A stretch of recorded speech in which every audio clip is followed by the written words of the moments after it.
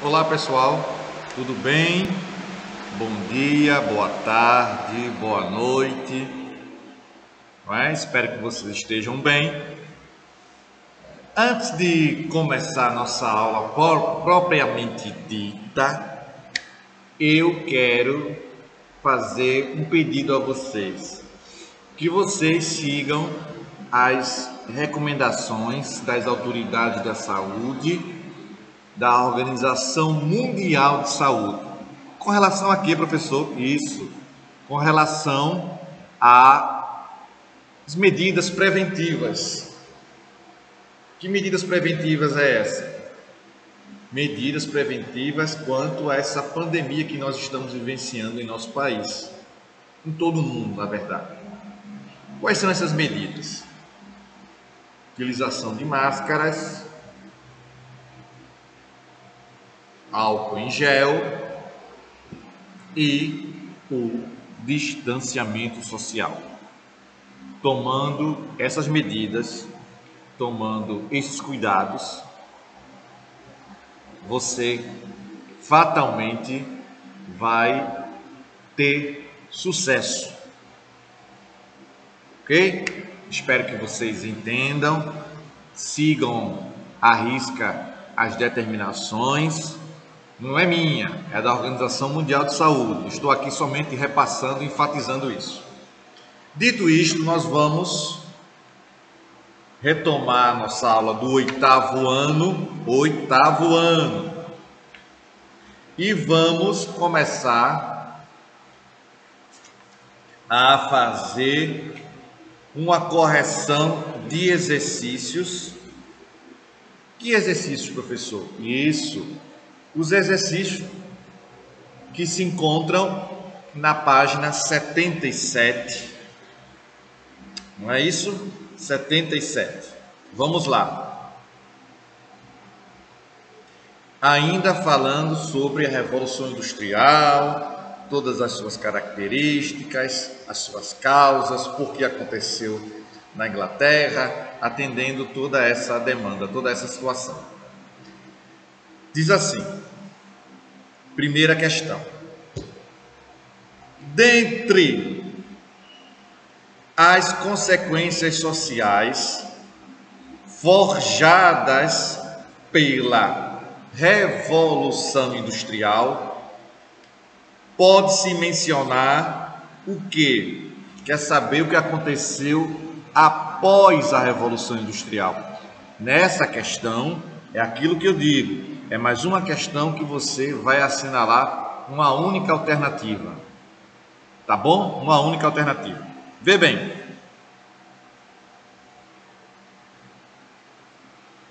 Letra A. O desenvolvimento de uma camada social de trabalhadores que, destituídos dos meios de produção, passaram a sobreviver apenas da venda de sua força de trabalho. Isso é a letra A. Na letra B diz assim: a melhoria das condições de habitação e sobrevivência para o operariado, proporcionada pelo surto de desenvolvimento econômico. Será que é essa? Letra C. Ascensão social dos artesãos que reuniram seus capitais e suas ferramentas em oficinas ou domicílios rurais dispersos, aumentando os núcleos domésticos de produção. Será? Letra D. A criação do Banco da Inglaterra com o objetivo de financiar a monarquia e ser também uma instituição geradora de empregos. E a letra E, que diz assim: o desenvolvimento de indústrias petroquímicas, favorecendo a organização do mercado de trabalho, de maneira a assegurar emprego a todos os assalariados. Qual seria a alternativa? Muito bem. Letra A. Letra A. Ok? Segunda questão, sobre a inovação tecnológica. No sistema fabril na Inglaterra do século XVIII, é correto afirmar que ela, letra A, foi adotada não somente para promover maior eficácia da produção, como também para realizar a dominação capitalista, na medida em que as máquinas submeteram os trabalhadores a formas autoritárias de disciplina e a uma determinada hierarquia. Letra B. Ocorreu graças ao investimento em pesquisa tecnológica de ponta, feito pelos industriais que participaram da Revolução Industrial. Vamos aguardar. Letra C. Nasceu do apoio dado pelo Estado à pesquisa nas universidades. Letra D. Deu-se dentro das fábricas cujos proprietários estimulavam os operários a desenvolver novas tecnologias. Letra E ou E. Foi única e exclusivamente o produto da genialidade de algumas gerações de interventores, tendo sido adotada pelos industriais que estavam interessados em aumentar e, por conseguinte, os lucros. Qual é a alternativa? Parabéns, muito bem. A letra A. A letra A é a alternativa correta. Tá bom assim? Eu vou agora, depois de corrigir a página 77, eu vou agora começar com vocês um novo conteúdo. Qual é o conteúdo, professor? Um conteúdo que ele é muito grande, ele é denso, ele é muito forte, que ele também é considerado um marco histórico, um marco significativo, ou seja, é um fato histórico que até hoje repercute, deixou suas consequências até os dias de hoje. E olha que faz um tempinho que aconteceu. Eu, como historiador, não considero que esse fato histórico faz muito tempo, mas algumas pessoas realmente consideram que ele tem algum tempo de acontecido. Que tema é esse que eu vou começar agora?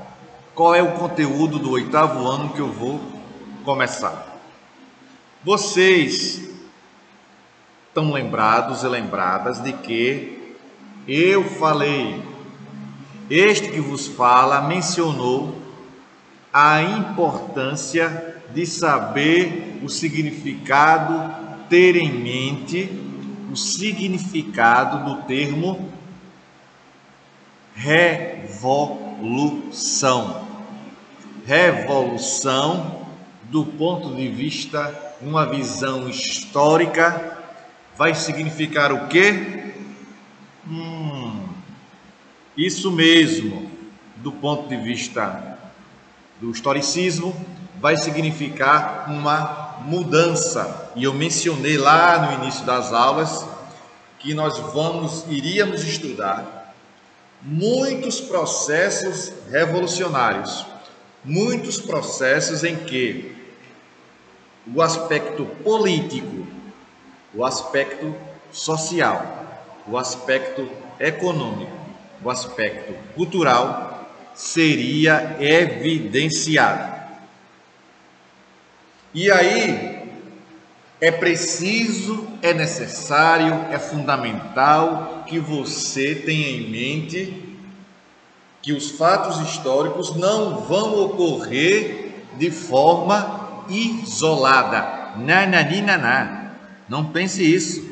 Vai acontecer de forma atrelada, junta, próxima uma da outra, muito próxima. E vez por outra, você tem que fazer o quê? Aquilo que eu recomendo desde o 6º ano, quem é meu aluno desde o 6º ano, voltar ao conteúdo anterior voltar para o fato histórico anterior para entender o fato histórico atual. É dessa forma que acontece, é dessa forma que a gente consegue entender como os fatos históricos estão relacionados e compreendê-los da melhor forma possível. Fui claro, minha gente? Vamos lá. Na página 80, tem assim: da Revolução Francesa ao período napoleônico. Agora, da Revolução Francesa até chegar ao período napoleônico. Mas essa Revolução Francesa, a gente tem que entender que a sociedade anteriormente estava passando por mudanças. Um pouco mais de 100 anos estava passando por mudança, estava. Há 50 anos atrás estava passando por mudanças, estava. Então, do ponto de vista histórico, a gente tem que entender que a Revolução Francesa, ela não vai acontecer porque um belo dia uma pessoa tomou a iniciativa de promover uma revolução. Não, não. Ela vai acontecer por quê? Porque os fatos anteriores vão colaborar para a existência, para o surgimento dessa revolução. Se você não entender isso, ficará mais difícil, se tornará mais complicado você entender todo o processo histórico, toda a evolução histórica. Deu para entender? Agora, aquilo que nós estudamos esse ano, como o iluminismo e as revoluções que aconteceram dentro da Inglaterra, vão fazer com que a Revolução Francesa torne-se possível. De que maneira, professor? Muito bem. Você vai longe, viu? Parabéns, muito bem. Torna-se possível por quê? Porque os franceses se sentirão mais à vontade para tomar iniciativa de tirar aquele rei ou aquela rainha do poder, no caso do rei, porque eles beberam na fonte de influência inglesa, vão se influenciar por aquilo que os ingleses fizeram. A influência inglesa da Revolução na Inglaterra vai repercutir na França. É assim, professor? É. Deu para entender? Não é? Então, aquele passo que deu, que ninguém esperava, que o absolutismo perdesse força na Inglaterra, vai levar os franceses a pensar da seguinte maneira: eu também posso, aliás, nós também podemos fazer um processo revolucionário a partir do momento que a gente discordar das atitudes do rei, o rei tomar atitudes equivocadas, atitudes erradas, nós podemos pegar em armas, nós podemos tirar o rei do poder. Isso aconteceu na Inglaterra e vai acontecer na França a partir do estudo que vamos iniciar. Mas nós não, de forma nenhuma podemos esquecer que esse movimento revolucionário, ele tem as suas sementes, o seu início, que começa a germinar essa ideia, aonde? Isso, no iluminismo.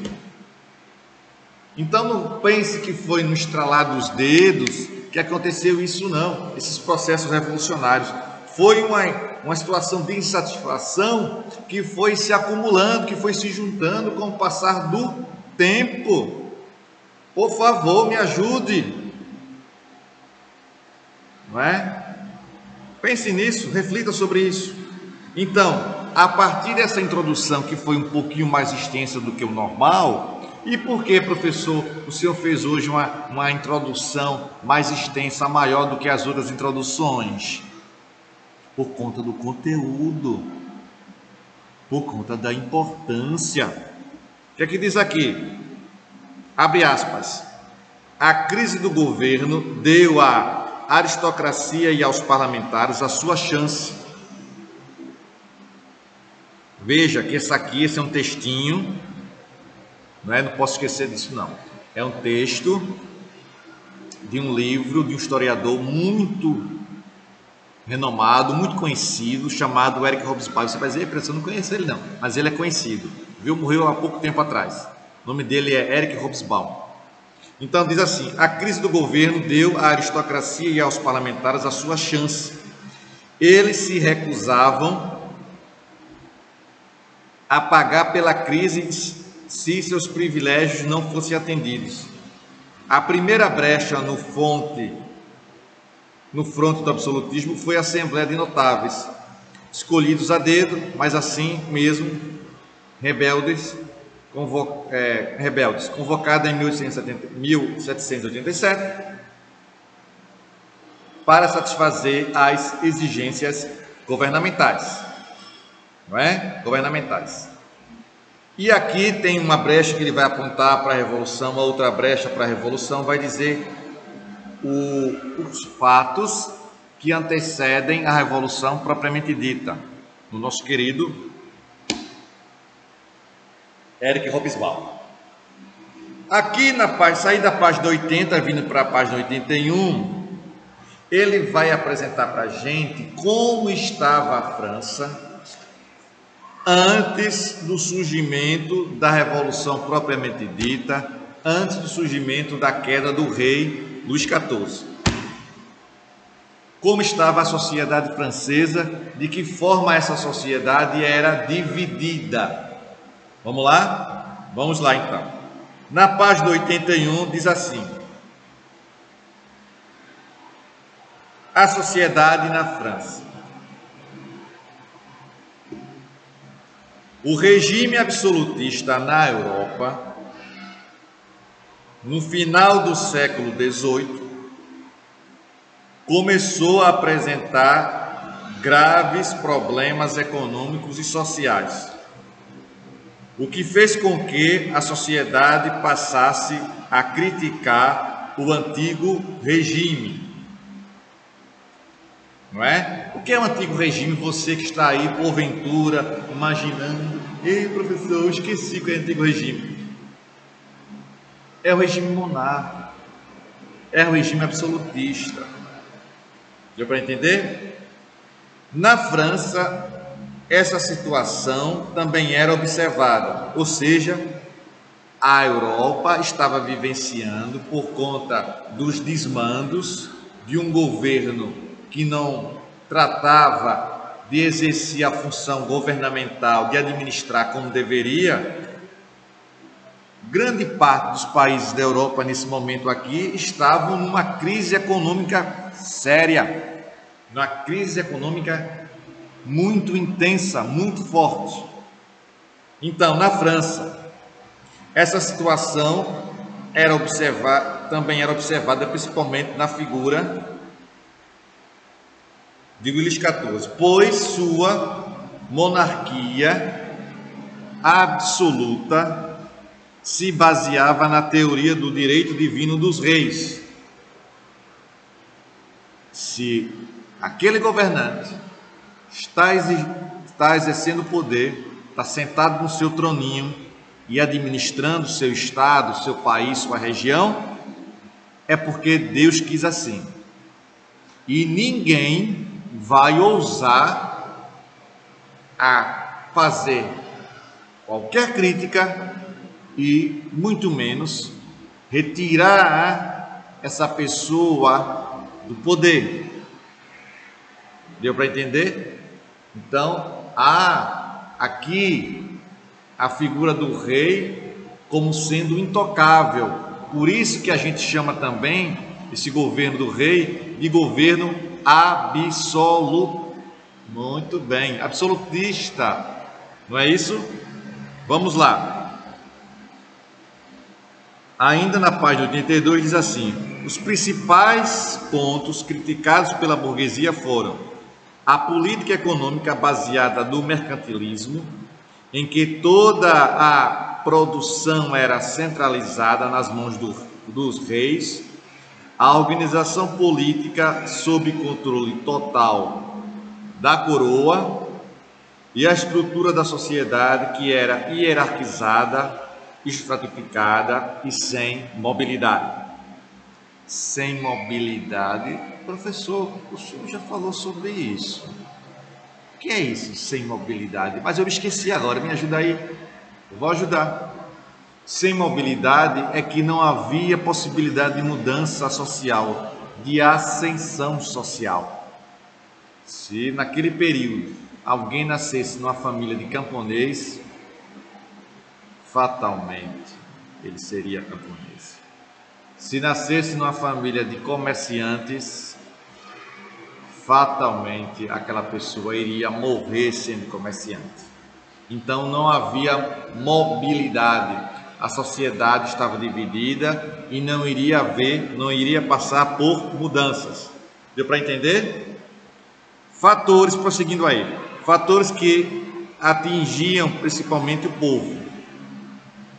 A burguesia comerciante não aguentava mais os impostos e tributos cobrados pelo rei para manter seu padrão luxuoso de vida. Quer dizer que o rei vivia no padrão luxuoso, a população passando fome, e para ele manter esse luxo todo, ele cobrava o imposto de forma absurda, caríssima. Entendi, viu? Entendi.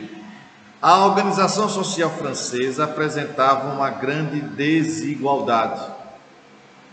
Os direitos e privilégios ficavam nas mãos de uma minoria da população, enquanto o povo e a própria burguesia sustentavam com trabalho e impostos a coroa francesa.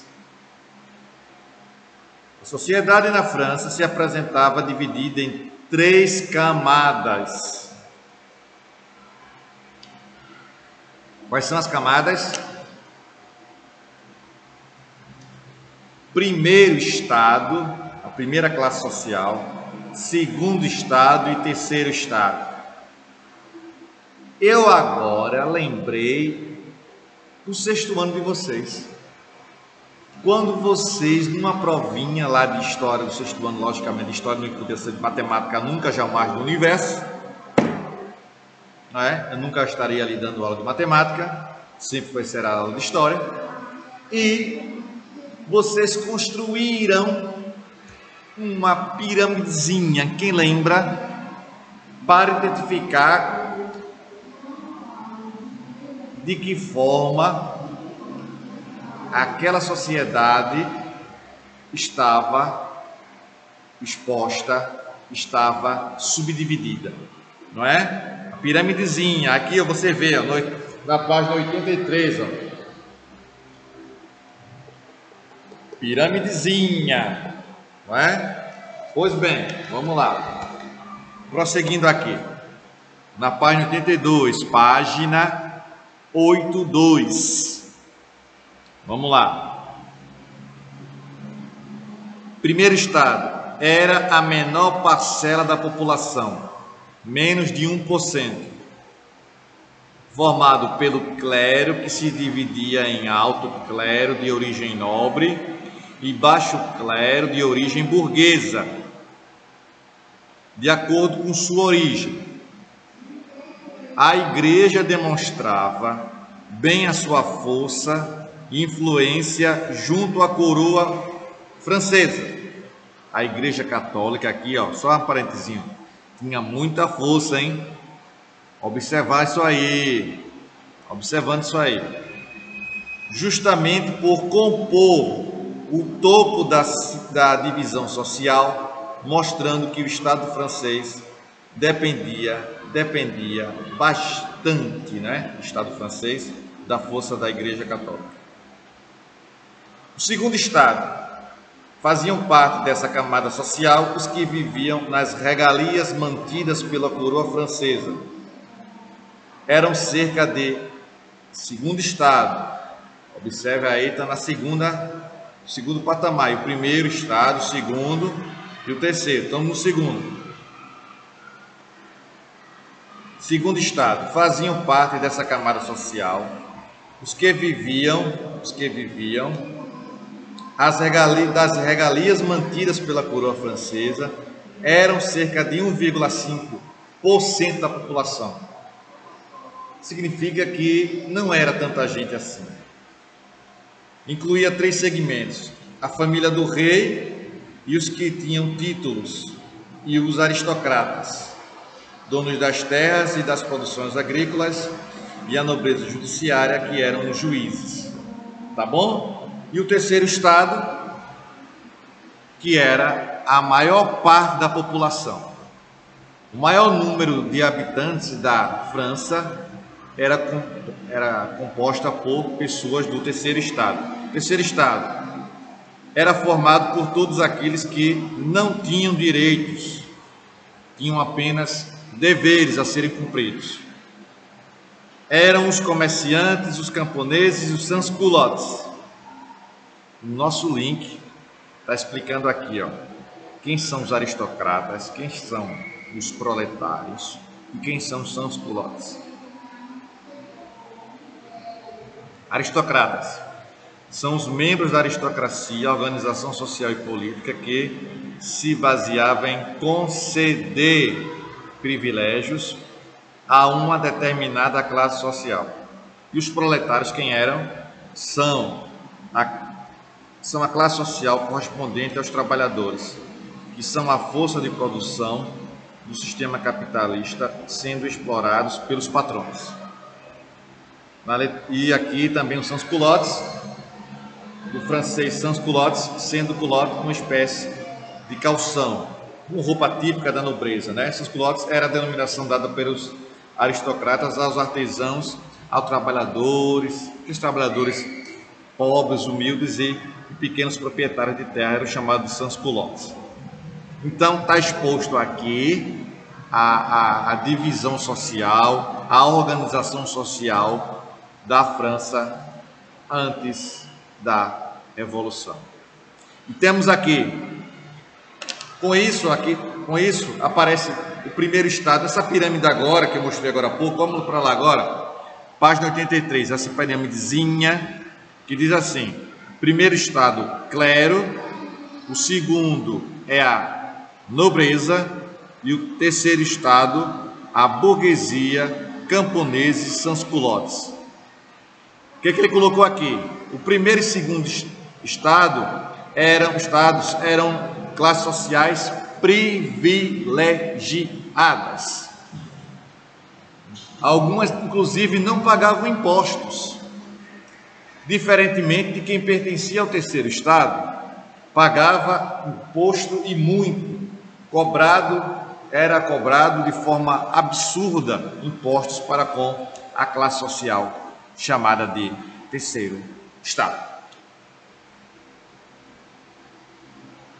Para concluirmos a aula de hoje, observamos aqui o seguinte comentário em cima dessa divisão social.